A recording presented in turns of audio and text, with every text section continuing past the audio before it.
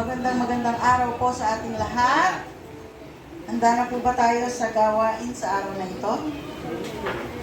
Bilang panimula po, tayo po lahat ay tumayo at basahin po natin ang salita ng Diyos sa Philemon.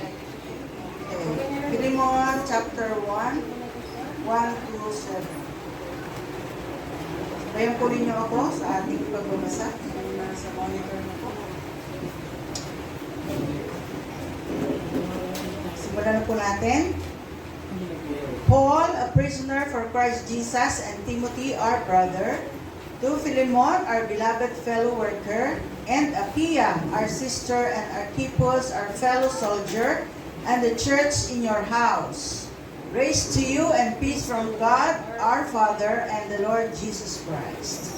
I thank my God always when I remember you in my prayers, because I hear of your love and of the faith that you have toward the Lord Jesus and for all the saints, and I pray that the sharing of your faith may become effective for the full knowledge of every good thing that is in us for the sake of Christ. Last verse, for I have derived much joy and comfort from your love, my brother, because the hearts of the saints have been refreshed through you.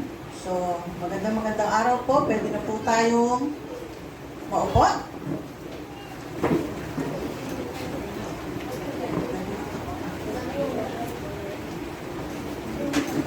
So, welcome po ang bawat isa, maging ang ating mga kasamahan sa ating online worship service. Welcome po tayong lahat. So, ngayon po, ang ating binabati po natin ang lahat po ng may mga kaarawan, nagdaang kaarawan this November na nakalipas. Ayan, tingnan po natin ang mga may birthdays. So, nag-birthday po si Leah, yung aking apo, November 1, November 2 si Sed, November 4 kahapon si Kurt, sa November 16, si Kuya Ramon, wala pa, November 30, ang aking anak na napakaganda. At marami pang bata sa Nagcarlan, sa P. Alcantara, sa San Gabriel ang magbe-birthday ngayong November. At kung meron pong magbe-birthday ng November na hindi pa nakalista, happy birthday po sa ating lahat. Amen! Happy birthday! And welcome Abby from Singapore. At aalis na naman po siya sa Thailand naman. Pinagpala ang ating kapatid. Siya ay binibless ng Lord. Siya ay pinopromote. Nakakarating siya sa iba't ibang lugar sa ating globe. Okay. So ngayon po naman, dumako naman po tayo sa ating mga announcements na pakibasa na lang po sa ating monitor. Ayan.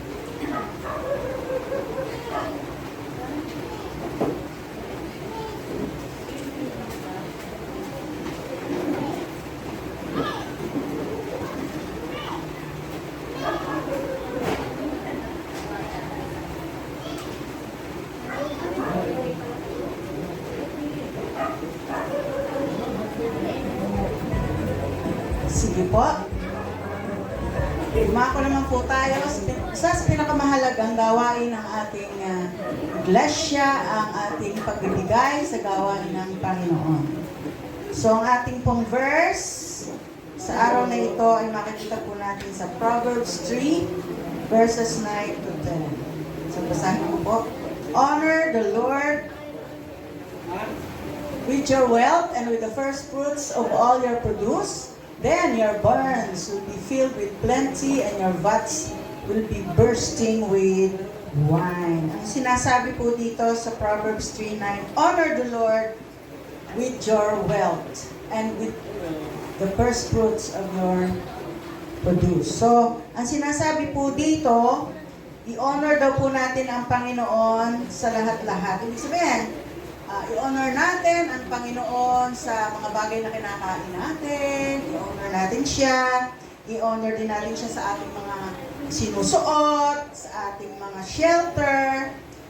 Lahat-lahat na meron tayo, i-honor natin siya sa ating education, sa transportation, at sa money. Lahat-lahat po ating i-honor ang Panginoon. And sa Proverbs 3:10, in this verse, sabi ng honor is just another word for worship. Ang honor po pala is another word for worship, pagsamba. Pag iginagalang po natin ang Panginoon, sinasamba po natin siya. Simply, we are called to worship the Lord with our wealth. So, worshiping God with our wealth. So, if we give our tithes and offering with joy in our hearts, we are honoring and at the same time worshiping the Lord. So, pag nagbibigay daw tayo ng tithes and offering, we are honoring and worshiping our God, our Lord. So, giving is an act of worship and giving honor to the Lord. Amen? Kaya we should not hesitate to give sa gawain ng Panginoon. Although mayaman ang ating Panginoon at lahat ng blessing natin ay nagmumula sa Kanya, tayo po ay kailangang magbigay sa gawain. Magbibigay tayo dahil, bakit? Mahal natin ang Panginoon at ang Kanyang iglesia. At ito ay Kanya ipinag-utos sa atin na magbigay tayo upang may magamit at magpatuloy ang gawain ng ating iglesia. So without these tithes and offering, hindi po mag-grow at hindi po makakahayo ang ating mga manggagawa, hindi makakapag-share, hindi makakapagbayad tayo dito sa renta, lahat-lahat po, hindi po natin mabibigyan ng salary si pastor, so mali po yun. So, we should give para po ang ating iglesia ay lalong pagpalain ng Panginoon. Amen! Handa na po ba tayo magbigay sa Panginoon? Handa na po ba natin ang ating mga ikapot, ang ating mga love offerings? So, kung ganun po, tayo po ay manalangin sa Panginoon. Salamat, Panginoon. Panginoon, salamat po for sustaining our daily needs. Tulungan mo po kami na maging tapat na katiwala ng mga biyayang maunawaan namin na ang pagbibigay sa iyong gawain ay hindi isang burden, kundi ito ay isang delight. Tulungan mo po kami na magbigay ng naaayon sa ipinasya ng aming puso at magbigay kami ng nagagalang. Nawa maging sapat ang malilikom sa mga pangangailangan ng iglesia at bigyan mo po kami at bigyan mo po ng katulungan ang finance team on how to handle these blessings. And we also pray for wisdom, guidance, and anointing, for your wisdom, guidance, and anointing kay Pastor Raleigh as he shares your word today. In Jesus' name. Amen. So, pwede na po tayong magbigay sa gawain ng Panginoon. Amen. Handa na po ba tayo lahat na sumamba at magpuri, magbigay ng awitin sa ating Panginoon? Amen. Mahina po? Amen. Sige po, palakpakan po natin ang Panginoon. The best clap offering na pwede natin ibigay sa Panginoon. Amen. Sige po, ihanda na po natin ang ating mga puso at isipan in worshiping the Lord.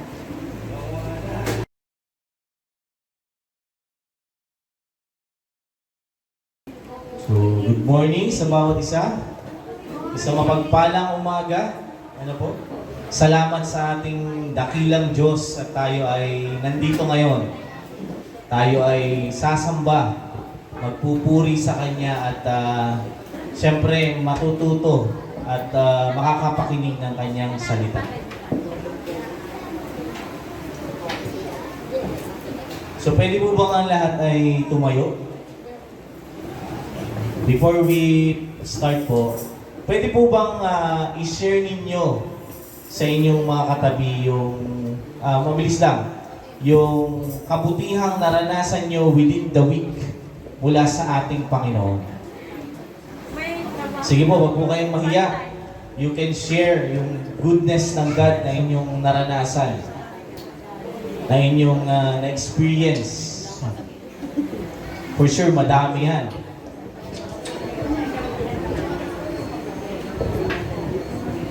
Sige po, you have siguro at least 2 minutes.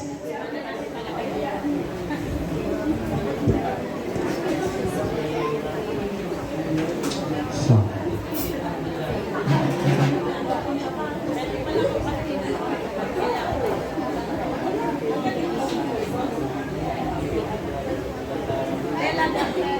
Yeah. So mukhang marami kayo na i-share sa bawat isa. So, babasahin ko lang po itong verse mula sa Psalms 100. Sabi po dito, make a joyful noise to the Lord, all the earth. Serve the Lord with gladness. Come into His presence with singing. Know that the Lord, He is God. It is He who made us, and we are His. We are His people and the sheep of His pasture. Enter His gates with thanksgiving and His courts with praise. Give thanks to Him. Bless His name. And last verse, for the Lord is good. His steadfast love endures forever, and His faithfulness to all generation. Naniniwala po ba kayo na ang Diyos ay napakabuti? Amen. Ano po, sa dami na nangyayari sa mundo ng masasamang bagay, ang kasalanan ay patuloy na lumalaganap, ang kasamaan. Pero makikita natin ang faithfulness ng God, ang love ng God, it endures forever. At yung goodness niya, patuloy nating nararanasan. Kaya nga tayo nandito eh. Because of His goodness, we are saved. Diba? Inialay na yung kanyang sariling buhay para sa atin na wala namang, hindi namang karapat-dapat para maligtas. But God is so good. So sana sa pag-awit po natin itong mga songs na ito, kung saan ang kabutihan ng Diyos ay sana ating isipin. Ano ba yung ginawa ng Lord sa atin as we sing this song? Atin pong alalahanin how good our God is sa ating buhay. Sana, wag lang natin itong awitin na parang kumakanta lang tayo, sumasabay lang tayo. Let us meditate. Let us alalahanin natin. Ano ba yung ginawa ng Diyos sa buhay mo? So, handa na po ba kayong purihin ang ating Diyos na napakabuti? Amen. Sa pangakong malakas na amen at palakpak. Yan. Ito po, awitan natin ang ating Diyos na napakabuti sa lahat ng oras. Sige, let's sing this song.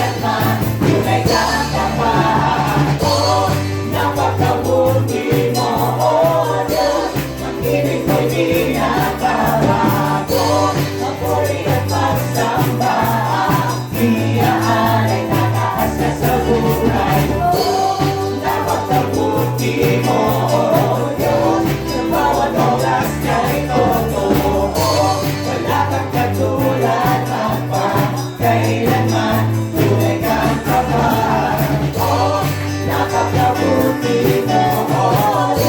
Pag-ibig ko'y di nakabago. Apoy at pagsamaan, iniaalay mataas ka sa buhay mo.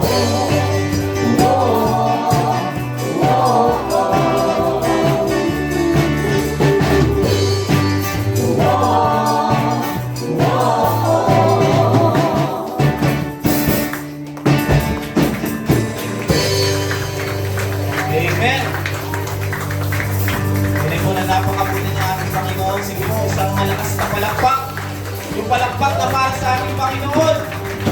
Sige mo, para sa Diyos na napakabuti.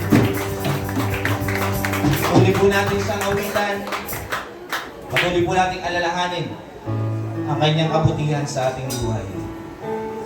Yung kanyang pagliligtas, yung pag-aalay niya ng buhay, and even yung pag-preserve niya sa atin. Kahit tayo ay nag-struggle, bumabagsak, patuloy tayong inaalalayan at ipinabangon ng ating Diyos. So, let us continue to worship Him with all our hearts, with all our soul, all our mind, with all our strength. Ibigay natin sa Kanya ang lahat ng Panginoon. Sige po, awitan natin siya, pawang kabutihan. Yes, Lord.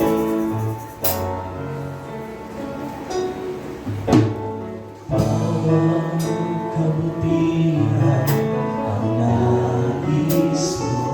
Ibinigay mong buhay na at gusto. Sa landas ng pagbabago, katuwiran mo ang nalakhan ko.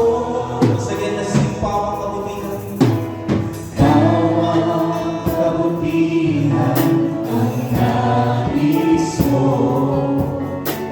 Ibinigay mong buhayan, ganap at gusto. Sa landas ng pagbabago, katuwiran mo ang lalakaran ko.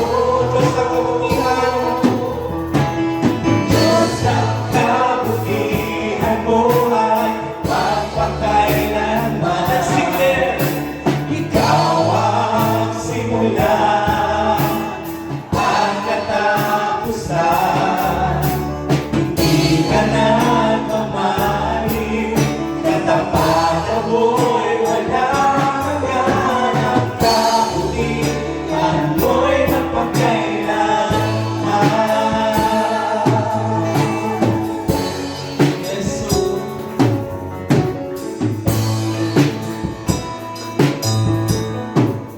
Diyos ang maganda. Diyos ang ganda ng kalooban mo. Naglalarawan ang dakilang pag-ibig mo. Sa landas ng pagbabago, katuwiran mo ang lalakaran ko. Isa pa, Diyos ang kagandahan. Diyos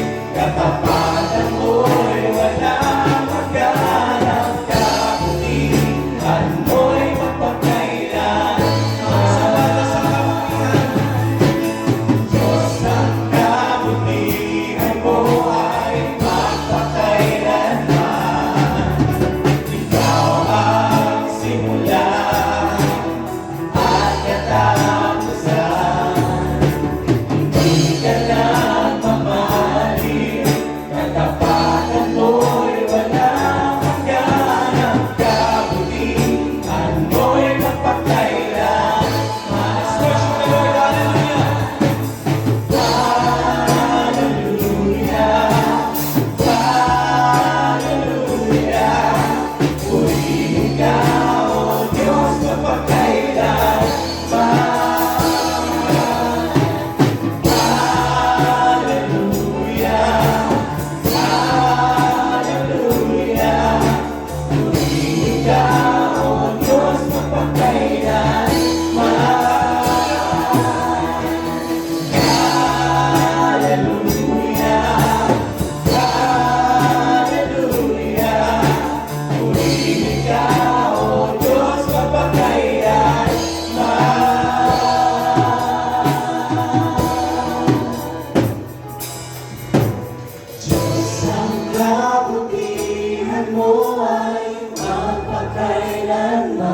Sige po, pulutin natin ang ating Panginoon.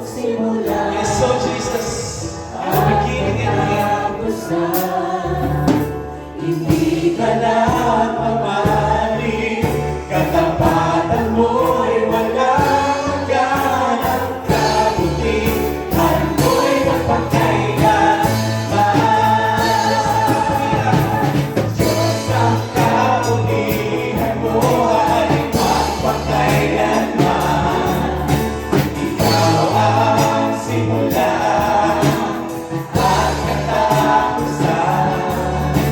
Hindi ka nagmamahal, katapatan mo'y walang hanggan, at kabutihan mo'y mapagkailanman. For the last time, let's sing Diyos ang kabutihan.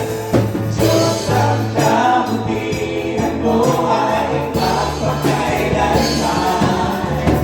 Ikaw ang simula at katapusan. Hindi ka nagmamahal, katapatan mo'y walang hanggan, ang kabutihan mo'y mapagkailanman. Ang kabutihan mo'y mapagkailanman. Ang kabutihan mo'y mapagkailanman.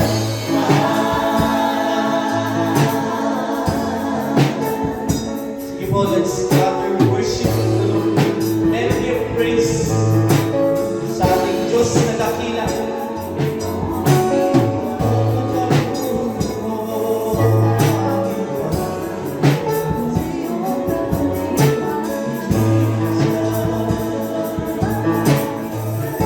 Sige po, purihin natin siya.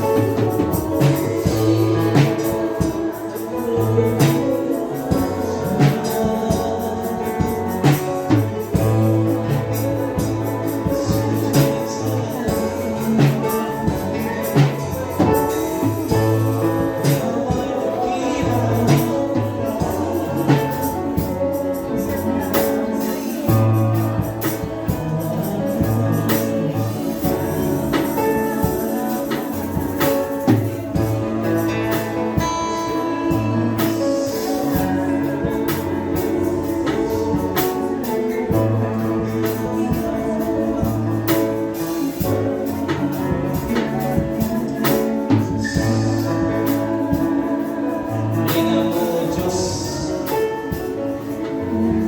Ikaw, dakila sa lahat, ang simula at ang katapusan.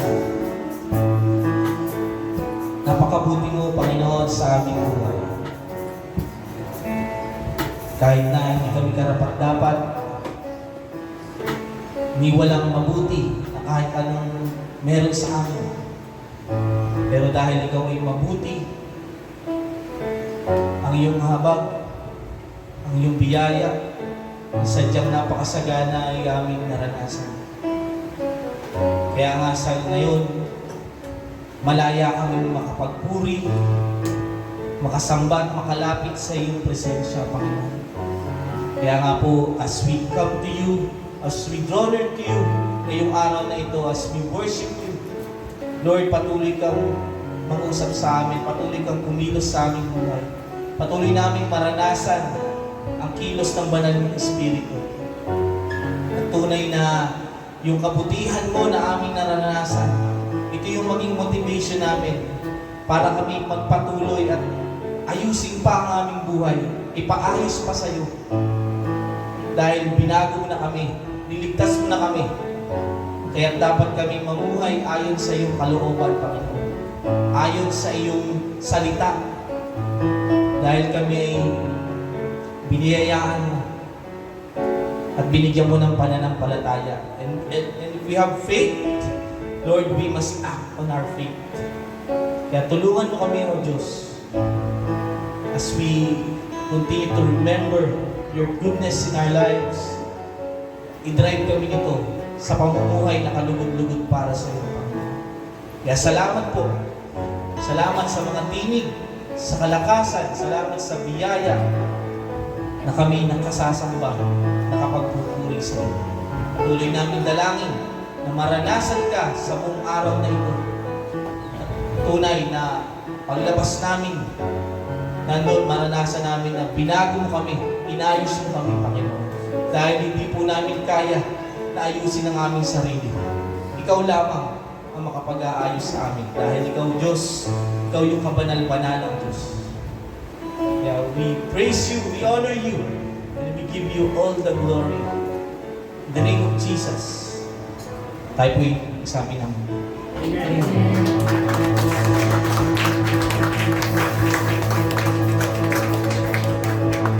Amen. Pakabuti po ng ating Panginoon. Ngayon po tayo po ay darako naman sa pagbasa ng kanyang mga salita. Atin pong buksan ang ating Bible sa Colossians 2, verses 1 to 5. So, salitan po tayo. Tig-isahan na salitan. Ako po muna, din kayo. So, Colossians 2, verses 1 to 5. Verse 1, "For I want you to know how great a struggle I have for you, and for those at Laodicea, and for all who have not seen me face to face." Kayo po? That their hearts may be encouraged, being knit together in love, to reach all the riches of full assurance of understanding, and the knowledge of God's mystery, which is Christ. Okay, so verse 3 po, "In whom are hidden all the treasures of wisdom and knowledge." Verse 4 po. I say this in order that no one may delude you with impossible arguments. Sabay-sabay po tayo for the last verse. "For though I am absent in body, yet I am with you in spirit, rejoicing to see your good order and the firmness of your faith in Christ." So blessed be the reading of God's Word. Atin pong ihanda ang ating mga sarili, ang ating puso as we listen for the preaching today.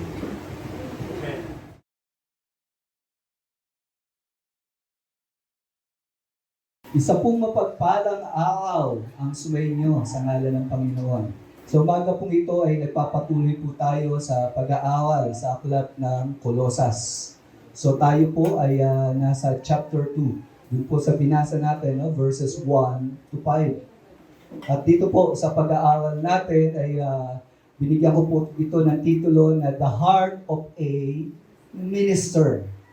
Sa bahagi pong ito ng sulat ni Apostol Pablo ay ibinuhos niya ang kanyang puso, yung laman ng kanyang puso. No, naalala ko po noon nung ako ay in love sa aking ex-girlfriend, no, na naging asawa ko na. Isa pong paraan ko upang ilahad ang aking damdamin ay sa pamamagitan ng sulat. Ito pong bahagi ito ng ating pag-aaral ay paglalahad ng damdamin ni Apostol Pablo sa church ng Colosas. At makikita natin na hindi lang mga taga-Colosas ang kanyang pinaglilingkuran. So as an overview, makikita po natin dito na meron po itong tatlong bahagi. Ano ba yung nasa puso ni Apostle Paul? So sa una, makikita natin dito yung dedication ni Apostle Paul. How and to whom does he minister. Ang pangalawang bahagi, yung kanyang desire. No, what is the aim of his ministry? No, ba't ba siya naglilingkod sa mga taong ito? Ano ba yung desire niya? And then ang pangatlong bahagi ay ipinakita ni Apostle Paul kung saan siya masaya kapag nagagawa niya yung paglilingkod. No, ito yung delight. What gives joy to a minister, particularly si Apostle Paul. Ito pong mga katotohanan ito ay magandang maunawaan natin sapagkat ito ang puso ng mga naglilingkod sa Panginoon para sa church. So tingnan po natin yung mga bahagi sa ating pag-aaral. So sa unang bahagi, ito yung dedication. Sabi ni Apostle Paul sa verse 1, "For I want you to know how great a struggle I have." No, can you imagine, nag-i-struggle si Apostle Paul. At maraming pagkakataon, nabanggit na ni Apostle Paul kung paano siya nag-struggle para sa iglesyang ito. Sa Colossians chapter 1, verse 24 and 29, ito po yung makikita natin. Sabing ganon, sa verse 24 ng chapter 1, "Now I rejoice in my sufferings for your sake, for the sake of His body, that is the church." So talagang hindi may iwasan talagang merong suffering, merong pain, meron siyang uncomfortable situations. Pero sa kabila ng mga suffering na yon na itinudulot ng mga tao na kumakalaban sa Ebanghelyo, kita natin, meron siyang joy. At hindi napigilan si Apostle Paul sa paglilingkod. Sa verse 29, sabi pa niya, "For this I toil, struggling with all His energy that He powerfully works within me." So, yung struggle ni Apostle Paul, hindi lang dahil sa mga tao sa labas, kundi sa paglilingkod niya, talagang ibinibigay niya lahat ng kakayanan niya. Pero makikita natin dito na kapag binibigay niya yung kakayanan niya, inaamin niya na hindi dahil sa sarili niyang lakas, nagagawa niya yung mga bagay na yun, kundi dahil sa Diyos na kumikilos sa buhay niya. Pero, meron pa rin pain, may struggle pa rin. And then, sa chapter 4, verse 12, dito naman yung isang manggagawa sa Colosas, marahil siya yung pioneer sa church sa Colosas, si Epaphras. At ganito ang paglilingkod ni Epaphras sa kanila. "Always struggling on your behalf in His prayers, that you may stand mature and fully assured in all the will of God." So dito, yung struggle naman itong si Epaphras ay ginagawa niya o ipinapahayag niya sa panahon ng kanyang pananalangin. Dito po makikita natin na sa prayer pala, meron ding struggle. Kasi minsan, hindi po ba, sa prayer natin, parang bumabanggit lang tayo sumasambit ka lang Pero dito, ipinapakita na si Epaphras, nararamdaman niya yung kalagayan ng mga taga-Colosas, kaya nag-i-struggle siya sa pananalangin. Para bagang yung sarili niya ang naaapektuhan sa lahat ng hirap, sa lahat ng pagdadalamhati ng church at sa mga bagay na dapat nangyayari sa church na to. Talagang pinagpe-pray niya yung mga bagay na yon. Ito'y tulad sa isang nanay na ang kanyang anak nasa operating room. Tulad sa isang asawang lalaki na ang kanyang asawa manganganak at pwedeng nag-aagaw buhay. Kaya ganun ang pananalangin, struggling. At dito si Epaphras sa pananalangin niya, he really struggles. At si Apostle Paul, sabi niya, nag-struggle siya para sa iglesia ito. Sabi niya, kaya nga sabi niya, "For you."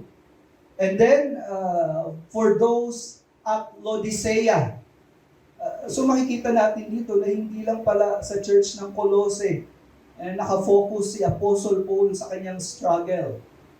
At dito rin natin makikita na itong letter ng Colosas, hindi lang sila ang magbabasa, marahil maski yung kalapit bayan, yung Laodicea, no, they will be reading itong manuscript na to, itong love letter ni Apostle Paul para sa kanila, itong instruction ni Apostle Paul.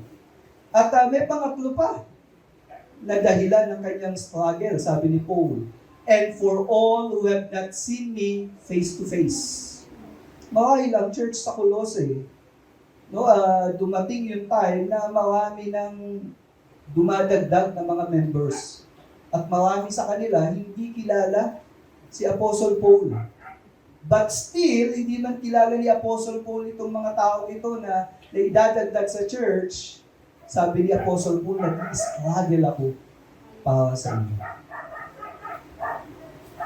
Sabi sa 2 Timothy chapter 2 verses 9 to 10, ito po yung pagpapahayag ni Apostle Paul ng kanyang kalooban kay Timoteo. Sabi gano'n ni Apostle Paul, because I preach the good news, I suffer and I am even chained like a criminal. Can you imagine?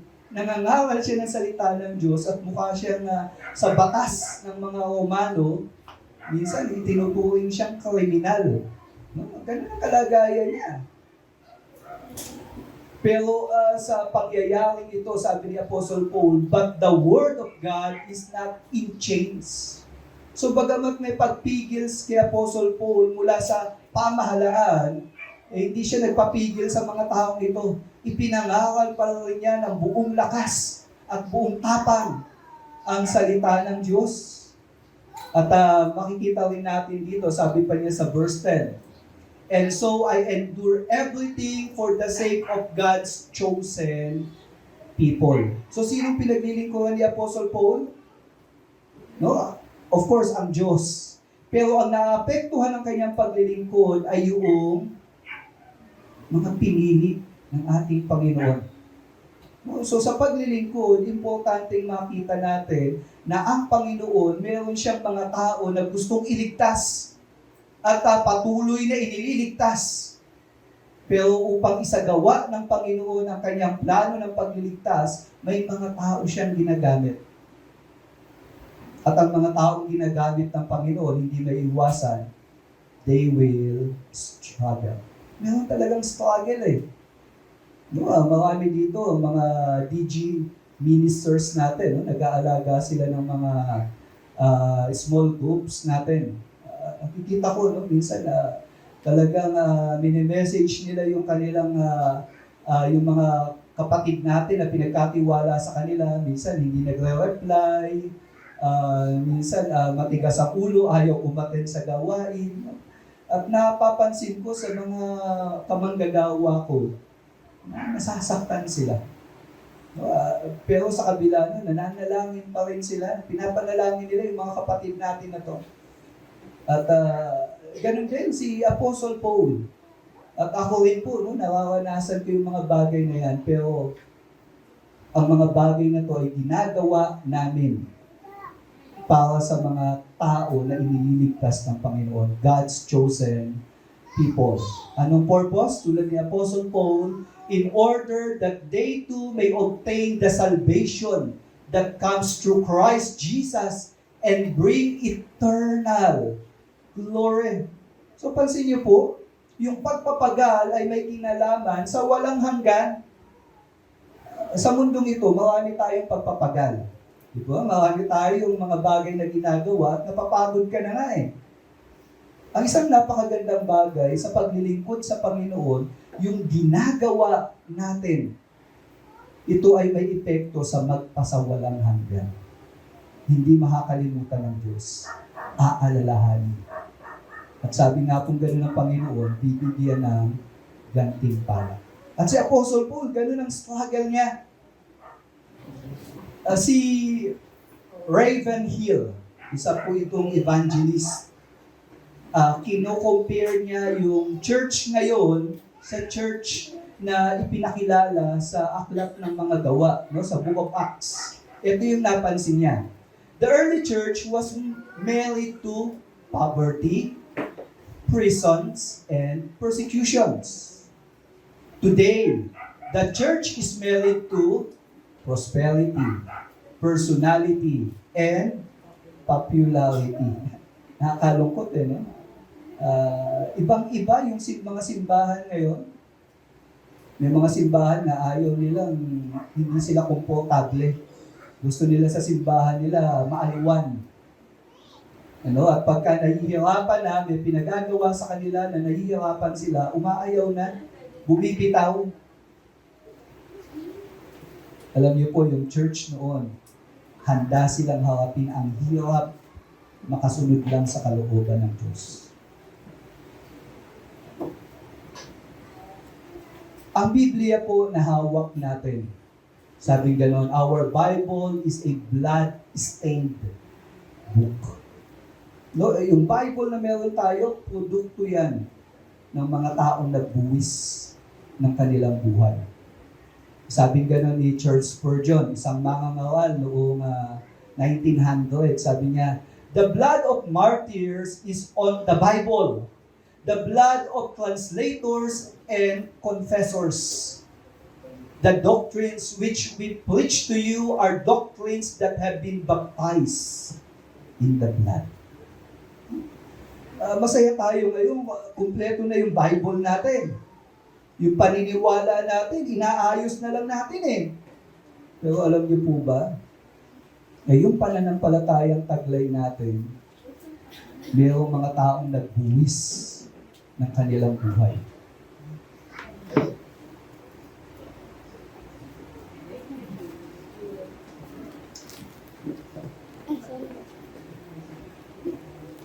Noong dumating po yung panahon na nagnanais na ang mga mananampalataya ay bumalik sa Biblia.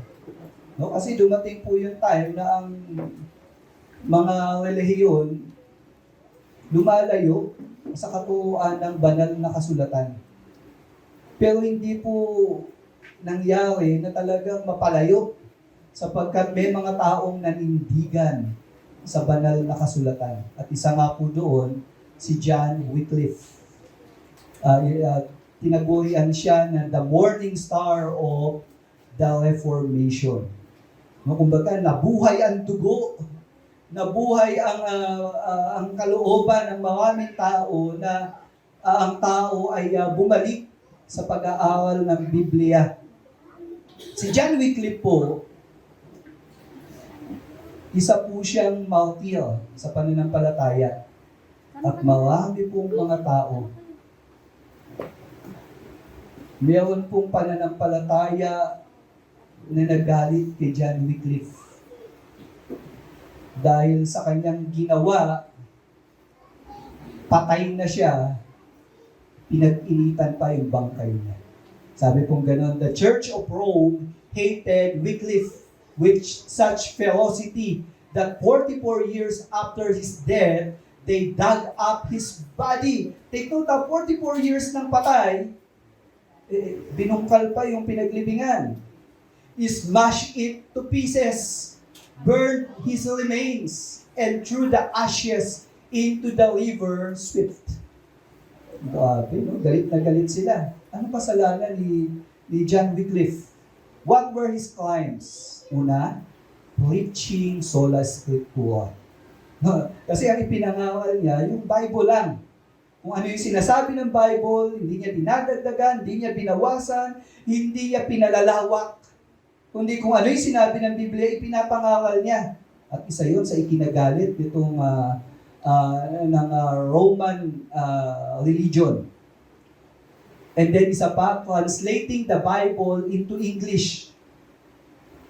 Dumating po yung time na ang Biblia, meron pong isang malaking relihiyon, ayaw nilang ipabasa yung Bible sa common na tao. Kaya hinayaan nila na ang Bible translation nasa Latin. So syempre, kung Latin, ano mangyayari? Maintindihan mo ba yun? Alam niyo po ako, naabutan ko pa yung time na yon na yung pare, pag nagmimisa, Latin ang gamit. Sino nakaabot nun? Yan, yung mga hindi ko talaga maintindihan eh. Pero alam niyo po, ang ginawang pagbabago ni John Wycliffe, yung Bible, i-translate niya sa English. Sa common language. Maraming nakabasa. So isa yon sa ikinagalit nitong relihiyon sa Roma. At sabi pang gano'n, isa pang ginawa ni John Wycliffe, attacking Catholic superstitions. So yung mga paniniwala ng Roman Catholic na taliwas sa salita ng Diyos, ibinulgaw niya. Kaya naman ikinagalit ito ng mga tao. Pero alam niyo po ba, na dahil sa ginawa ni John Wycliffe, marami pong mga totoong mananampalataya ang nanindigan sa katotohanan ng salita ng Diyos. At dahil po diyan, ipinanganak yun pong tinatawag na Reformation. Ito pong evangelical faith. At ang Roman Catholic tinawag silang Protestant. Kasi sila ay nagprotesta sa pananampalataya ng Roman Catholic. Pero alam po natin, itong mga taong ito na nanindigan, nais lang nilang bumalik sa katuruan ni Jesus Christ. Kaya nga po, mga kapatid, yung pananampalataya po natin, ganyan po ang naging puhunan. Kaya meron tayo ngayong Biblia, kaya meron tayong ganitong pananampalataya. At sila Apostle Paul, ganyan po ang ipinuhunan nila. Kaya nga po yung pananampalataya natin, kung binabaliwala mo, kung parang ang tingin mo sa pananampalataya mo, parang libangan lang, diversion lang, dahil wala kang gagawin tuwing Sunday, a-attend ka sa church. Dahil gusto mong malibang, a-attend ka sa discipleship, a-attend ka sa prayer meeting. Pagka ganyan lang ang pananaw mo sa pananampalatayang meron tayo, alam niyo po, baka hindi ka maging maayos. Hindi mo mararanasan ng Panginoon. Sapagkat seryoso ang Diyos. Nung na-serve niya yung pananampalatayang taglay natin ngayon, alam niyo po, seryoso ang Diyos. At may mga tao na nagbayad ng buhay para maipaabot sa atin ang mabuting balita. Amen? Palakpakan nga po natin ang Panginoon. Now, let us look sa desire ni Apostle Paul. Sabi niya gano'n sa verse 2, ano yung desire ni Apostle Paul para sa iglesia nito? That their hearts may be encouraged. Being knit together in love. Yun yung pangalawa. No? At pangatlo, to reach all the riches of full assurance of understanding and the knowledge of God's mystery, which is Christ, in whom are hidden all the treasures of wisdom and knowledge. So mula dito sa pananaw na to, makikita natin yung desire ni Apostle Paul para sa church. Una, sa bawat individual, ano yung sabi niya? Encourage heart. Gusto niya na makita ang mga mananampalataya na encourage. Meron silang encouragement sa kanilang kalooban. Mahirap po kasi na uma-attend ka sa church at nanlulupay-pay ka, nalulungkot ka, na para bang patay ang Diyos. Take note, hindi patay ang Diyos. Buhay na buhay siya. Aktibong-aktibo siya. Kaya lang dahil minsan, kakaroon tayo ng ibang pananaw, ang isip natin ay napupuno ng mga bagay na hindi totoo tungkol sa Diyos. There are times na di-discourage tayo eh. No, minsan, Lord, bakit ganito nangyayari sa buhay ko? Bakit ako pa? Sana yung kapitbahay ko na lang. Mga dialogue na ganyan. Pero alam niyo po, si Apostle Paul, sabi niya, ang desire niya, yung mga mananampalataya, they will be encouraged in heart. Kaya nga po sa pag-attend natin sa church, magandang makita natin na pinalalakas ang loob natin. Paano tayo lalaban sa buhay na to? Anong gagawin natin?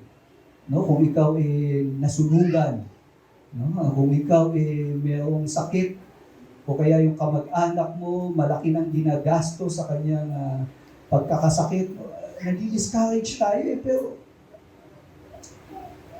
kung kilala mo ang Panginoon, you will be encouraged in your heart. And then, pangalawang bagay, sa congregation. Kita natin anong desire ni Apostle Paul?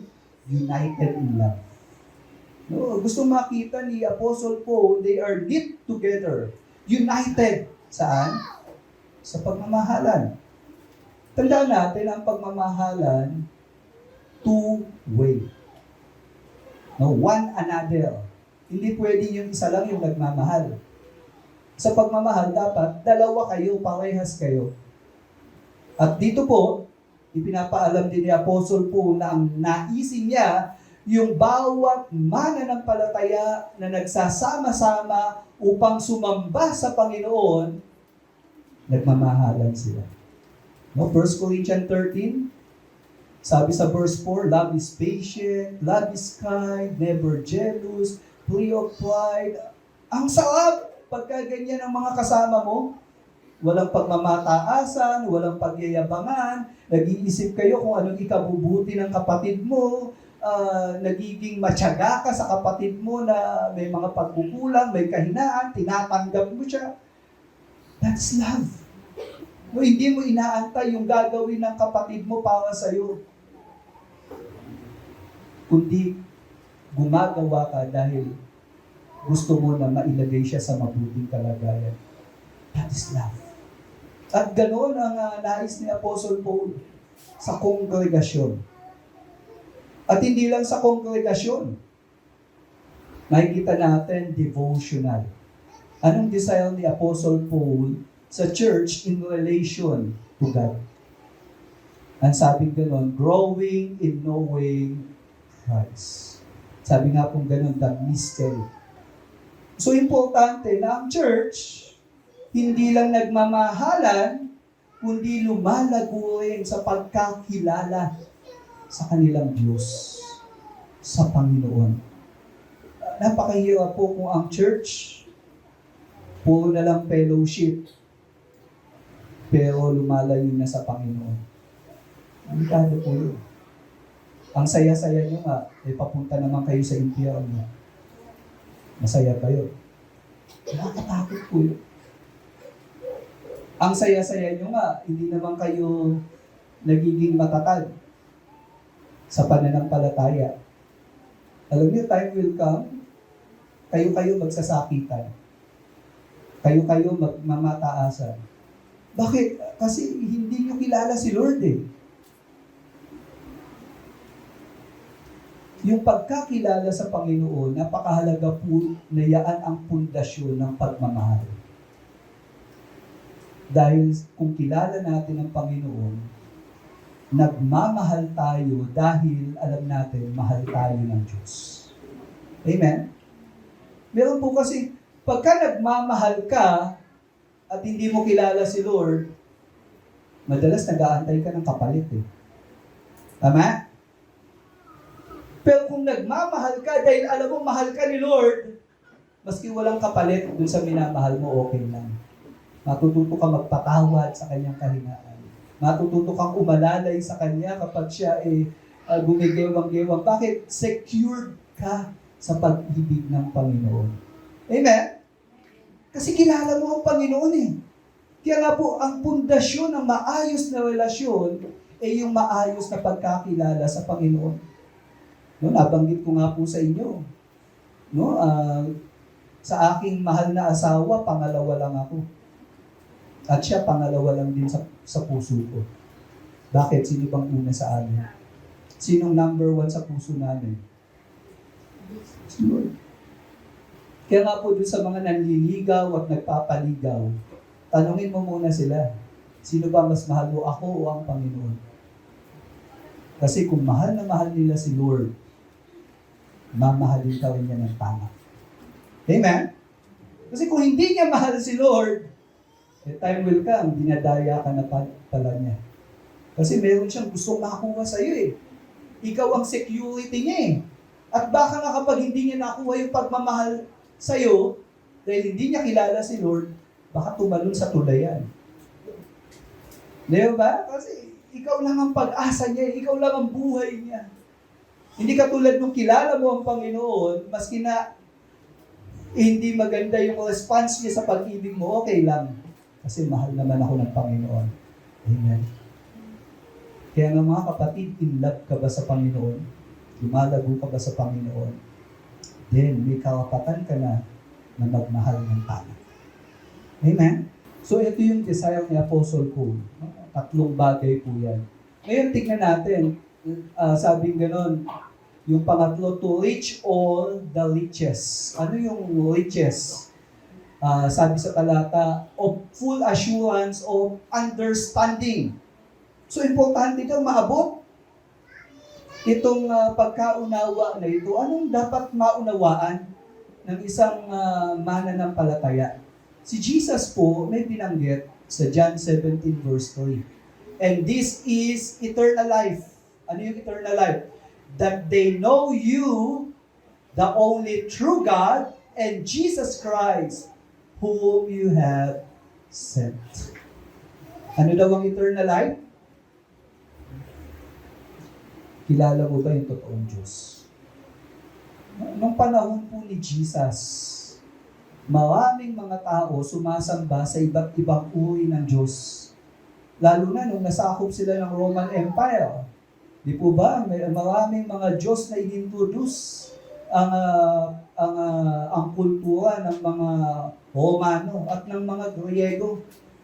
No, di po ba? Minsan napapanood natin sa sine yan. Andyan yung si Hercules, si Venus, kung sino-sinong mga gods yan na inintroduce. Pero alam niyo po, ano ang eternal life? Ang eternal life po, kilala mo yung totoong Diyos. At pangalawa, kilala mo si Jesus Christ. Ito yung sugo. Ito yung Mesiyas. Ito yung tagapagligtas. So, ito yung gustong mailagay ni Apostle Paul sa puso at isip ng mga mananampalataya sa Colossae, no? Magkaroon sila ng full assurance sa pagkaunawa sa totoong Diyos at sa Kristo. Bakit sa Kristo? Ito po, pinakita pa rin ni Apostle Paul, sabi sa talata, and the knowledge of God's mystery. Ano yung mystery na binabanggit? Which is Christ. Yung pagdating ni Jesus Christ, marami pong tao hindi na-recognize na ito yung Mesiyas.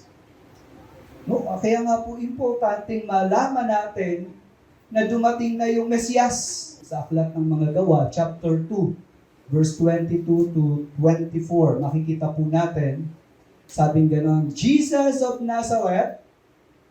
Dito po, nag-preach si Peter. No, ito nga po yung recorded preaching ni Peter, no, na nakasulat sa Bible. At dito, ang tema ni Apostle Peter, si Jesus of Nazareth. Kasi yan yung kilala ng mga tao nung panahon na yon. Sabi ganon, a man attested to you by God with mighty works and wonders and signs that God did through him. Yung mga taong pinapangawalan ni Apostle Peter, nakita nila personally si Jesus gumawa ng himala. Bulag nakakita, pilay nakalakad, mga inaalihan ng demonyo, napalaya. Nakita nila yon. At sabi ni Peter sa talatang ito, itong mga pangyayari kay Jesus of Nazareth ay signs, palatandaan. Sabi pa sa verse 23, this Jesus you crucified and killed by the hands of lawless men. Alam nila yun eh. Ibinitin tong si Jesus sa puno eh. O sa cross, ibinitin siya eh. At nakita yun ng marami sa kanila. Pero ito yung sinasabi ni Peter sa kanila. Oo, pinako siya. Sabi sa verse 24, God raised him up, losing the pangs of death, because it was not possible for him to be held by it. So, sinabi rin ni Apostle Peter, pinako niyo siya sa krus. Pero gusto kong ipaalam sa inyo, binuhay siya ng muli ng kanyang ama. Binuhay siya ng Diyos. Yun ang ipinapaalam niya sa mga tao.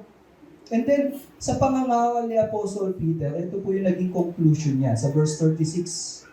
Therefore, know for certain that God has made him both Lord and Christ. So, malinaw na sinasabi dito sa preaching ni Apostle Peter na si Jesus of Nazareth, siya ang Panginoon. At Kristo. So, dito yung misteryo ng pagdating ng tagapagligtas nangyari na at ito ay ipinaalam ng mga apostol ng ating Panginoon. Kaya naman dito sa Iglesia ng Colosas, ito yung nais ni Apostle Paul na maging maliwanag sa kanila. Yung misteryo patungkol kay Kristo na siyang tagapagligtas, na siyang magbubuwis ng buhay para sa ikaliligtas ng mga makasalanan. Ang Kristo na hari, dumating na. Nung panahon po ng mga taga-Kolosas, marami po kasi mga fake news na lumalaganap. Maraming nangaakit sa kanila at nagsasabi na etong relihiyon na to ang tama. And then may iba pang relihiyon, hindi, ganito ang tama, hindi, ganito ang tama. Para pong panahon natin, ano? Lahat ng relihiyon, inaangkin nila na sila ang tama. Sila ang totoo. Ang kaibahan po ng Kristyanismo, ang pananampalataya natin, alam natin totoo. Bakit? Dahil kay Jesus Christ. Dahil si Kristo, oo, pinatay siya. Pero alam natin, hindi siya nanatiling patay. Binuhay siya na muli. Kaya nga po, ito yung dapat na malaman ng mga tao ngayon na dumating na ang Mesiyas. Yung mga Muslim, dapat malaman nila na dumating na yung Mesiyas. Ang mga Hudyo, dapat malaman nila dumating na ang Mesiyas. Nagbayad sa kasalanan, namatay, pero pagkawaan ng 3 araw, nabuhay na muli. Yun po yung mensahe ng Kristyanismo. At ito po yung mensahe na dala-dala natin ngayon. Kaya nga po, sabi ni Apostle Paul dito sa verse 3, in whom are hidden all the treasures of wisdom and knowledge. Wisdom and knowledge. Ilalagay ko po ulit kayo sa konteksto ng sulat na ito. Noong panahon na yon, ang pinakamataas na kaulungan ay yung kilala mo, yung totoong Diyos. At itong totoong Diyos na to, mayroong pakikipagrelasyon sa'yo. Nararanasan mo siya. Yun po ang pinakamataas na knowledge ng mga panahon na yun. Yun po ang wisdom na dapat maintindihan ng isang tao. Kaya nga po nung panahon na yun, pagka ikaw lagay ko na lang sa term ngayon, ano, ikaw albularyo. Ano? O kaya naman, ikaw ay police. Alam niyo po, nung mga panahon na yun, ang taas ng paggalang nila sa mga taong kumukonsulta sa Diyos at nakakakilala sa Diyos. Ganun po ang batayan ng maayos na kalagayan noon. Kilala mo ang Diyos. At dito po, ipinapaalam ni Apostle Paul, itong Diyos na ito, nakilala natin sa pamamagitan ni Jesus Christ. Kaya nga po, ito pong katotohanan na to hindi nagbabago. Kung kilala mo ang Panginoong Jesus, meron kang relasyon sa Kanya, you have eternal life. Amen? Kilala mo ba siya? Kinikilala mo ba siya? Nagpapatuloy ka ba sa pananampalataya mo? Then you have the riches of wisdom and knowledge. Sa lugar ng Kolosas, marami po talaga na medyo hindi pa matibay ang kanilang faith. Pero itong sulat na ito ang umahamon sa kanila sa katotohanan. Kailangan po nilang maging matatag. At dito po sa pangatlong bahagi, makikita natin yung delight.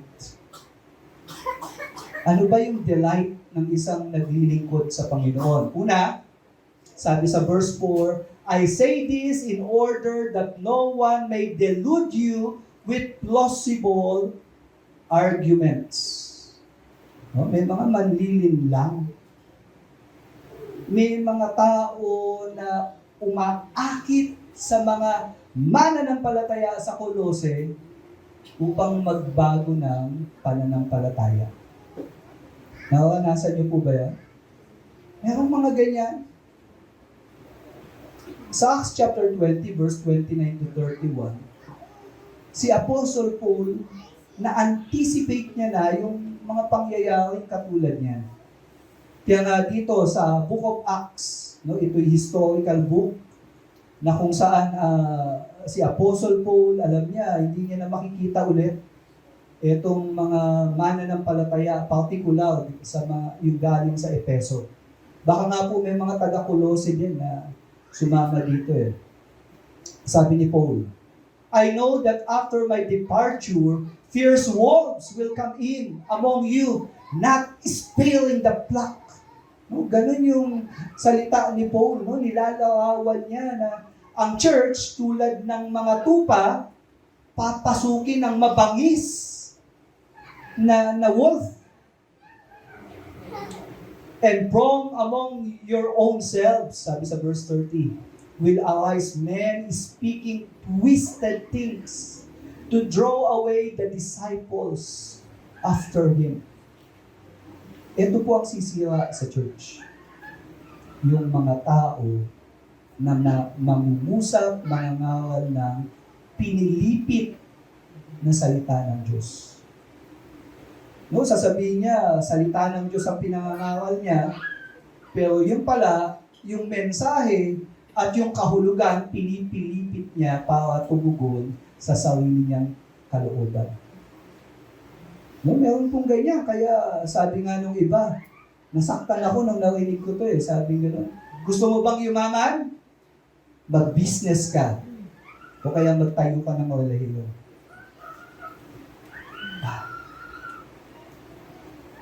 Pero alam naman natin na ang tunay na pananampalataya hindi dahil sa profit ang intention natin. Sapagkat ang tunay na pananampalataya higit sa kayamanan ng mundo ang inaasahan. Ang tunay na pananampalataya ang inaasahan hindi yung mga pansamantalang bagay, hindi ang inaasahan natin yung pangwalang hanggan na ipagkakaloob ng Diyos.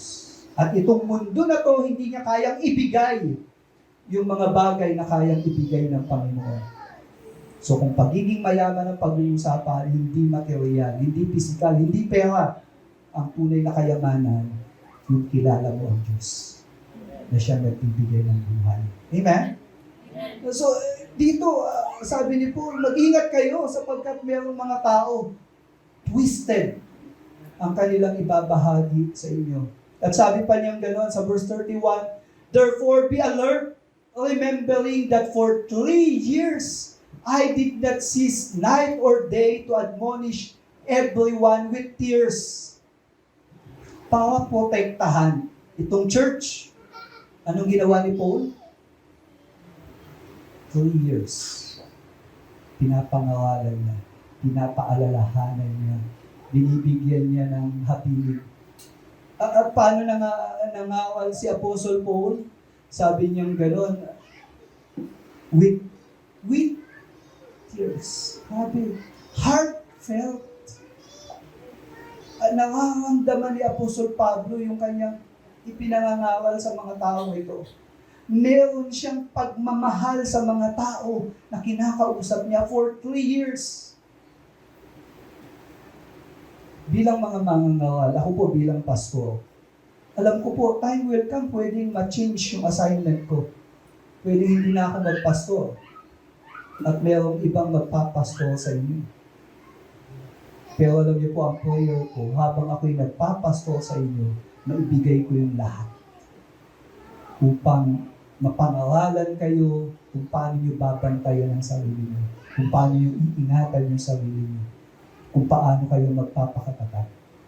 Ganyan po ang puso ng mga naglilingkod. Sa mga DG ministers natin, yan din po ang puso nila eh. Kaya kayo pina-follow up, kaya kayo pinag-pray, kaya kayo chinachat, kaya kayo gustong dumalo sa gawain. Mahal nila kayo at ayaw nila na mapaliwala ang buhay mo. Dahil yung mundong ginagalawan natin, delikado. Hindi ka magiging matapat kung walang nag-aalaga sa iyo, kung walang nagbabantay sa iyo. Kaya nga, kung ikaw ay Kristiyano, nasabi mo, hindi, kaya ko to.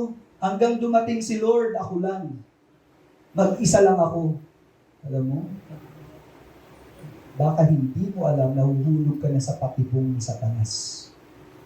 Baka hindi mo alam, kaya nagkakaganyan ang buhay mo, unti-unti ka na kinakain ng leon na umaatungal. Si Apostle Paul, yan po ang iniiwasan niya na mangyari sa mga taga-Kolosas. Kasi nga po, sabi ni Paul, "For though I am absent in the body, yet I am with you in spirit." Kasi malayo si Paul sa mga taga-Kolosas eh. I am absent in the body. Pero yung puso ni Apostle Paul, nasa kanila. Yung isip ni Apostle Paul, nasa kanila. Baka napapaniginipan niya pa itong church na to. Kaya sabi niya, "My spirit is with you." Ganon yung pagmamahal ni Apostle Paul sa church. Pero ito, binanggit ni Paul. Rejoicing to see. Ano yung gustong makita ni Apostle Paul sa church na to? Your good order. Bilang mananampalataya, importante at masaya ako na makita na ang church maayos. Mayroong order. Yan po yung binanggit ni Apostle Paul sa mga taga-Corinto, no? 1 Corinthians 14. Sabi sa verse 33, God wants everything to be done peacefully and in order when God's people meet in church. Kaya po importante na sa church meron tayong pagsasaayos. Dati po kasi may pananaw na as the Spirit leads. Alam niyo po ba yan? No, minsan naabuso yun eh. Totoo naman, dapat gabayan tayo ng Holy Spirit. Pero merong naging abusado. Nasabi nila, Spirit lead, pero ang gulo pagka nagsiservice sila. No, meron po akong nakita noon. Nagkakantahan sila, may biglang sisigaw. Yung iba, kukuha pa ng bangko, pinapapagpag na ganun yung bangko eh. Nag-worship ka, biglang may parang nagwawala. At meron magsasalita, kalalalalalalalala. No? Labaka, labako na. Nag-worship, ang sinasabi niya, ano nangyayari sa kanya? Akala mo, nagsisisure. Hindi naman. Alam niyo po, kailangan natin ng order. Because our God is the God of order. Amen? So kung meron tayong pag-aayos, no, dapat may tama kang inuupuan, may panahon na aawit tayo, may panahon na order. Yan po ang gusto ng Panginoon. At huwag sumama ang loob pagka merong church order. Kasi yan ang gusto ng Panginoon. Sa paglilingkod, meron ding order. Hindi ka basta-basta pwedeng maglingkod sa Panginoon kung hindi ka nagpapaayos sa Kanya. Merong order. At pagka meron sa ating gumagawa ng hindi tama, at yung testimony niya hindi na rin nagiging maganda, based on church order, dapat i-disiplina siya. Paalalahanan siya. Tulungan siya na iwasan yung ganung kasalanan. Again, that is church order. Amen? Sabihin niyo nga po sa katabi niyo, huwag sasama ang loob pag sinasaway ka. No, kasi yung iba, pasaway eh. Sinaway mo na, hindi pa rin nakinig. Pero, ito yung gusto ng Panginoon. Sabi pa sa verse 40, but do everything properly and in order. Take note, everything. So, maraming sakop yan. At ito yung gusto ni Apostle Paul sa church ng Colossae. Pangalawa na gusto niya, the firmness of your faith in Christ. Ito rin yung gusto niyang makita. Bukod sa maayos ang church, dapat matatag din ang pananampalataya. Kasi merong ganong church ang ayos. Pero yung pananampalataya ng mga dumadalo, ang babaw. Wala rin yun. Kaya si Paul, dalawa Sabi sa 2 Peter chapter 3, verse 17 to 18. You therefore, beloved, knowing this beforehand, take care that you are not carried away with the error of lawless people. Talagang maraming pasaway So kung may pasaway, lawless, ibig sabihin ayaw sumunod sa batas. Particular sa batas ng Diyos, huwag kang padadala. Okay? Hindi po ginagawa niya, alam mo nang mali, huwag mo na samahan. Dadagdagan mo pa Sabi pong gano'n, huwag mo nang samahan. Huwag kang sumang-ayon sa kanya. Pagka bumigay ka sa mali, nag-compromise ka, sabing gano'n, you lose your own stability. Ang bahay po, na yung pundasyon gumagalaw-galaw, delikado yan. Time will come, babagsak yan. Kaya, buti pa, huwag mo na tirahan. Ang faith, ganun din, pagka hindi alam yung tama at mali, gagalaw-galaw, mahuna. No, yun ang term natin dito, delikado yan. Kaya nga po, sabi dito ni Peter, but grow in the grace and knowledge of our Lord and Savior, Jesus Christ. May solusyon naman para hindi maging unstable. Ano dapat gawin? Lumago. Mga kapatid, pwedeng lumago sa faith. Amen? Kaya piliin mong lumago sa pananampalataya. Huwag mong hayaang yung alam mo noon hanggang ngayon, yan pa rin alam mo. Kabisado mong Bible verse, John 3:16. 10 taon ka nang umaattend sa church. John 3:16 pa rin. Minsan nakalimutan mo pa kung ano yung verse. Kailangan lumago. Amen? Para maging matatag. Grow in grace and in the knowledge of our Lord Jesus Christ. So, yung delight ni Apostle Paul, 3 bagay Ano yun? Una, sa individual, ano sabi niya? Be not deceived. Sa congregational, ano sabi niya? Be organized. And then devotional in relation to God, be firm in faith in Christ. Maging matatag ka sa pananampalataya. Kaya nga po, in summary, a passionate ministers, anong ginagawa niya? Meron siyang dedication. Anong dedication niya? Willing to suffer for the saints. Ano yung desire and delight niya? To encourage the saints. Yun naman ang dahilan To see the saints walking and growing in love and truth in Christ. Di ba? Masaya. Pagka ganyan ang nangyayari, kita mo yung change life. Kita mo nagmamahalan, kita mo nagtutulungan, nakikita mo mahal na mahal nila si Lord.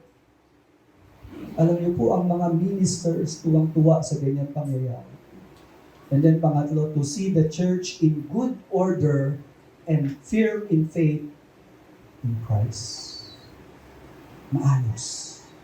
Hindi tayo kanya-kanya. Meron tayong isang direksyon. Nagkakasundo tayo sa isang gawain. Kaya nga po meron tayong mission statement. May vision statement din tayo. Kasi ganyan ang church ni Jesus Christ. Mayroong pag-aayos. Now, as an application, sa dedication, be willing to be uncomfortable in ministry. Okay lang magulo yung buhok. Baka yung iba ayaw magulo yung buhok pag nagsaserve. Okay lang. Sa desire, be an encouragement to work on love and growth in faith of every believer. Bahuin natin to, mag-participate tayo dito, na lumago sa faith yung mga kasama natin, na sila ay matutong magmahalan. And then sa delight, be on guard to every false teaching that cut in the church that may cause disorder and weakening of faith of fellow believer. Mga kapatid, maging mapagbantay tayo. Kung mayroong false teaching na pumapasok, o kaya may kasama tayo dito na ibinabalita na si Jesus tao lang, sawayin mo na yun. O kaya may kasama tayo dito na gustong magsama bilang mag-asawa ng hindi kasal, sawayin natin yun. O kaya may kasama tayo dito, kalalaking tao, nagdadalaga. Sawayin natin yung mga gano'n. O kaya may mga tao dito, nanghihiram ng pera, hindi nagbabayad. Ang pagbayad sa utang niya, utang din. Sawayin natin yung ganyang mga practices. Because time will come, maapektuhan tayo na. Meron ka bang kasama sa bahay, hindi na nagko-quiet time? Hindi nagbabasa ng Bible? Walang interest na lumago sa faith? Paalalahanan natin yung mga kapatid natin na yan. May galit na kinikimkim, sama ng loob. Hindi makakatulong yan sa kalusugan niya sa pananampalataya. Dapat siyang makipag-ayos sa mga tao na hindi maayos ang kanyang relasyon. Magandang makita na nagiging maayos tayo sa harapan ng Panginoon. Kaya nga po sa challenge, in view of dedication, desire, and delight, how willing are you to suffer to see and take part in promoting love and growth of every believers in our church and trusted to our care? Ulitin ko, itong church to ni Jesus Christ, hindi ako may-ari. Kaya dahil church ni Jesus Christ tayo. Okay, yung church hindi building kundi community ng believers. Alam niyo po, ipinagkatiwala ito sa bawat isa sa atin. Tanong, anong ginagawa mo sa church? Nagpa-participate ka ba para ma-promote yung love? Ma-promote yung good deeds? What are the practical steps you could do to see this materialize in our church? Bago po tayo umuwi ngayon, isipin mo, anong contribution mo dito sa church? Huwag nating hayaan na yung faith natin pansarili. Sabi nga nung iba, simbawi. Alam niyo po yung simbawi? Simba, and then uwi na. Hindi po ganun ang church ni Jesus. We must be connected sa fellow believers natin. Kaya nga po, body of Christ. Ibig sabihin, hindi ka nag-iisa. Meron kang katuwang. May kasama ka. Amen? You want to grow? Gusto mo ba maging maayos ang iyong pananampalataya? Dapat meron kang relasyon sa kapulungan. Kailangan natin yun. This is the heart of a minister. Pwede po bang tumayo tayo lahat? Lahat.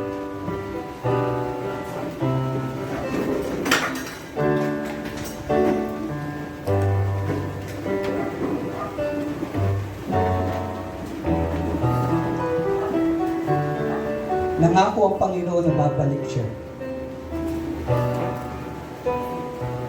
At ang kanyang church, ito yung babalikan niya. At kung ikaw ay bahagi ng church, kailangan nating magpalakasan. Kailangan nating maging matatag. Kasi ang church habang nandito sa mundo, na kung saan itong mundong ito ay nasa ilalim ng sumpa ng kasalanan. Hanggat hindi bumabalik si Jesus, yung curse of sin nandito sa mundo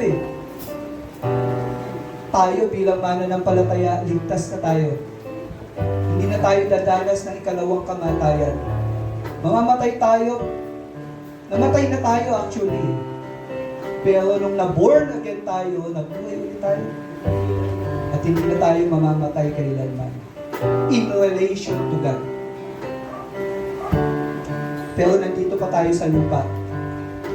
May dahilan ng Diyos. Kung meron ka mga pagkukulang, pagkakamali in the past, alam ni Lord yan. Alam niya yung kahinaan mo. Alam niya yung mga sablay mo. Alam niya yun eh. Pero huwag ka magtaka, ba't ka nandito ngayon? Kasi tanggap ka ng Panginoon kung sino ka. At tutulungan ka niya para maging maayos. Hello? Naniniwala ka ba doon? Gusto ng Panginoon na bago niya tayo kunin, bago ka humarap sa Kanya, maayos ka. Wala kang sama ng loob, wala kang galit. Yan ang gusto ng Panginoon. Kaya nga po, right now, bago tayo lumabas sa lugar na to, kung may mga gawain tayo na hindi kalugod-lugod sa Lord, hihingi natin ng tawad sa Kanya. Ayusin natin.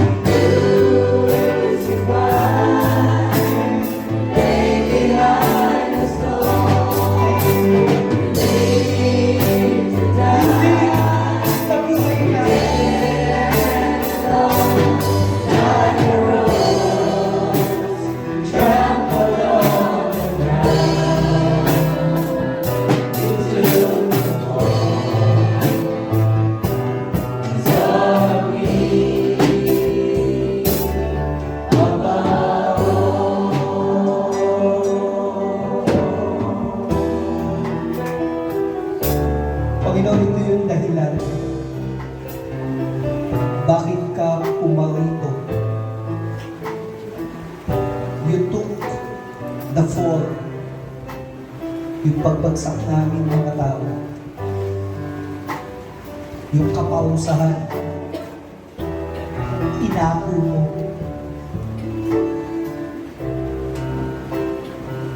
At wala nang iba na pwedeng umako sa kapausahan na yun upang makapagligtas. Ikaw lang. Salamat, Panginoon. Salamat. Kaya naman itong buhay na meron kami ngayon, itong buhay na taglay namin, nararapat lang na ialay sa iyo bilang pagsamba at may paglilingkod. Salamat sa pribilehiyo na kayo po ay nagpakilala sa amin. Salamat. Mga kapatid, sa umagang ito, maalalahanin natin yung ginawa ng Panginoon sa krus ng Kalbaryo. Sa pag-alaala natin, gagamit na tayo ng mga elemento katulad ng itinuro ng ating Panginoon. Gamit ang tinapay at ang juice. Ang tinapay na siyang simbolo ng katawan ng ating Panginoon. Ang juice, simbolo ng pagdanak ng dugo ng kamatayan. Dahil po sa katawan ng Panginoon, yung kanyang naging buhay dito sa lupa, He fulfill all righteousness. Kaya naman yung sumampalataya, yung righteousness na yun, ito yung pinagkakaloob niya sa mga mananampalataya. Ang kanyang dugo, ang kanyang kamatayan, ito ang naging pambayad sa kasalanan. Ang namatay sa krus ay hindi nagkasala. Ngunit yung parusang tinanggap niya ay para sa mga makasalanan. Sino ang iniisip ng Panginoon? Sino ang iniisip ng Diyos sa kamatayan ng Panginoong Jesus? Ito, yung mga makasalanan na sasampalataya sa Kanya. Kaya naman sa umagang ito, kung naniniwala ka, if you believe na yung benepisyo sa kamatayan ng Panginoon, taglay mo ngayon. Makibahagi tayo sa gawain na ito. Kukuha ka ng tinapay, kukuha ka ng juice. Sabay-sabay po nating kakainin at iinumin ang mga elemento nito. Makibahagi ka dahil naniniwala ka rin na bahagi ka ng komunidad ng mananampalataya. Bahagi ka ng katawan ni Kristo. Kung naniniwala ka, makibahagi tayo sa gawain nito. At kung ikaw ay nag-aantay at naniniwala na babalikan ni Lord itong church, at sa church na ito kasama ka, I'm encouraging you na makibahagi sa gawain nito. Ngunit bago natin gawin yung mga bagay na yan, magnilay-nilay po muna tayo sa ating sarili. Sinasabi natin yung kalooban natin. Do you really believe in Jesus Christ? Do you really believe na bahagi ka ng katawan ni Kristo? Do you really believe na babalik ang Panginoong Jesus? Kung may kasalanan kang ginagawa, alam mo hindi ka lugod-lugod na gawain niya, ihingi mo muna ng tawad sa Panginoon ngayon. Alam niyo po, ang pangako ni Lord, if we confess our sin, He is faithful and just to forgive us and to cleanse us from all unrighteousness. Inaantay ka lang ni Lord na magkumpisal sa Kanya. Papatawarin ka niya. Ginawa niya na yun sa krus. Ngunit inaantay ka ngayon na magsisi sa kasalanan. Sige po, bago tayo makibahagi dito, continue to search your heart before God. At kung tapos na kayong mag-search ng heart nyo, pwede po kayong lumapit at kumuha ng tinapay at juice.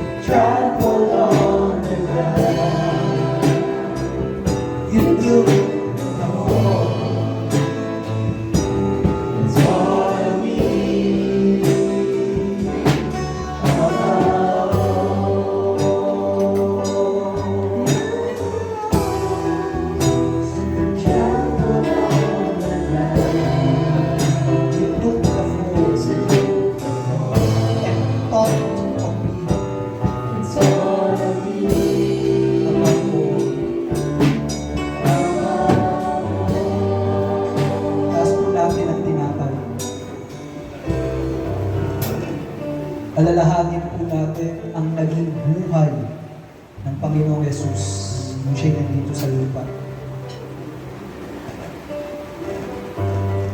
Sinikap niya na tupdin ang lahat ng iniutos ng kanyang Ama to fulfill all righteousness. At yung righteousness na yun, yan po ang ibinibihis sa mga sumampalataya. Kung taglay mo yung righteousness ni Jesus Christ, by faith, kainin po natin ang may pasasalamat ang tinapay nito.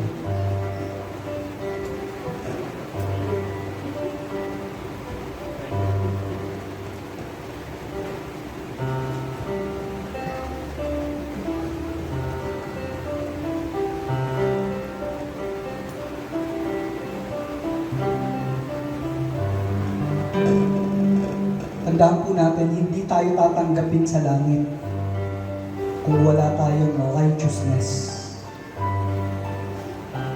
Pero yung righteousness na yun, yung righteousness na ginawa ni Jesus.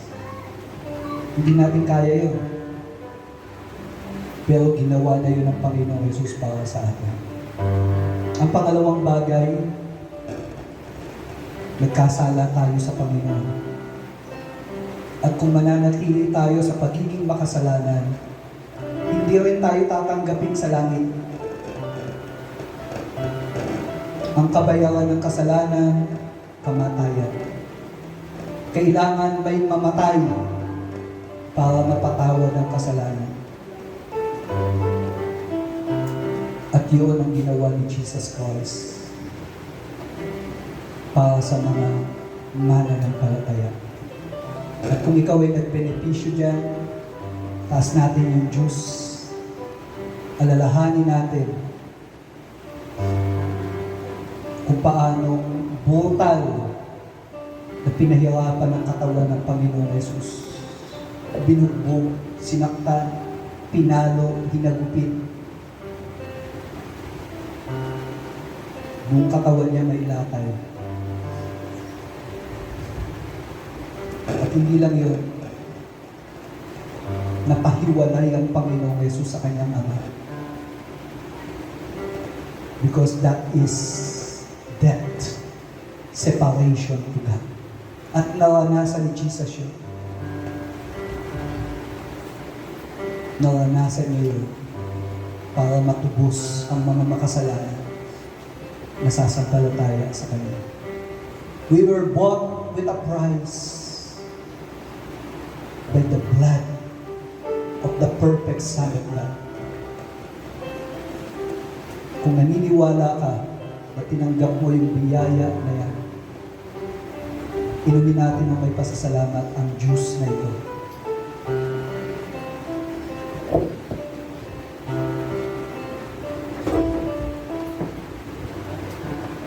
Manalangin po tayo. Mga kapatid, itong ginawa natin, this is a renewal of our covenant with God. Pakikipagkasundo tayo sa Diyos. Siya na ang buhay natin. Huwag nating sayangin yung mga oras natin, yung lakas natin. Gamitin natin yan para sa Panginoon. Panginoon, salamat po dahil tanggap mo kami kung sino kami. Nalalaman mo yung mga pagkukulang namin, kahinaan, mga kasalanan, alam mo rin po yun. But still, salamat sa biyaya mo at awa. Kaya mo kami tinanggap. Panginoon, nawa, mabuhay kami nakalugod-lugod sa iyo. Tulungan mo kami na mabuhay na nagbibigay ng kasiyahan sa iyo. Tulungan mo kami na lumago sa pananampalataya, umiwas sa kasalanan. Tulungan mo kami na magtagumpay sa kasamaan. At itong biyaya ng kaligtasan na aming tinanggap, ibahagi namin sa iba. Batid namin na may mga tao ka pang gustong iligtas. Nawa maging instrumento mo kami ng pagliligtas sa mga tao nito. Panginoon, salamat sa pribilehiyo na kami ay bahagi ng iyong kaharian. Salamat sa pribilehiyo na kami ay itinuturing mo na anak. Salamat sa pribilehiyo na taglay namin ang buhay na walang hanggan sa piling.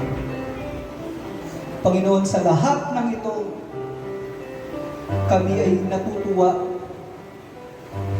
nagpapasalamat. Kaya naman, Panginoon, sa umagang ito, bago po kami maghiwa-hiwalay, nawa ang biyaya mo ay maranasan ng bawat isa na nakibahagi sa panambahang ito. Maging yung mga nasa online, nasa Zoom. Lord, you know them. You can see them. Now to the King Eternal, Immortal, Invisible, the only God, full of wisdom, full of knowledge, omnipotent,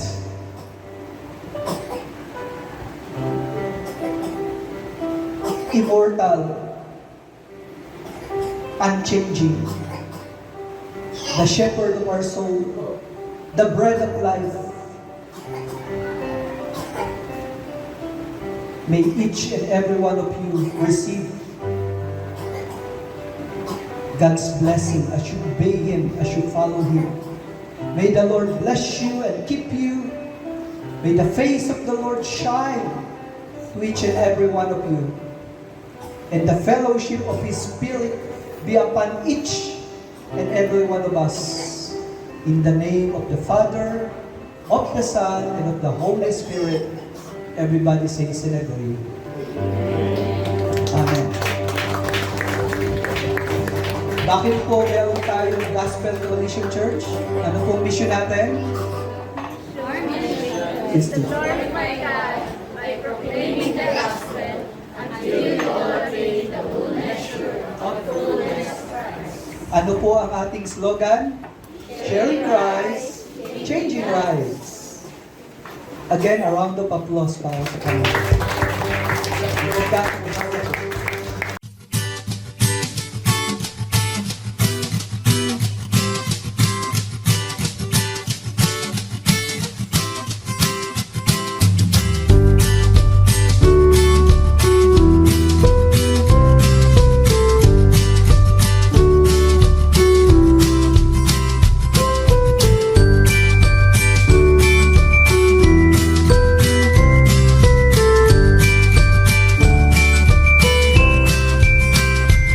GCC, Gospel Coalition Church.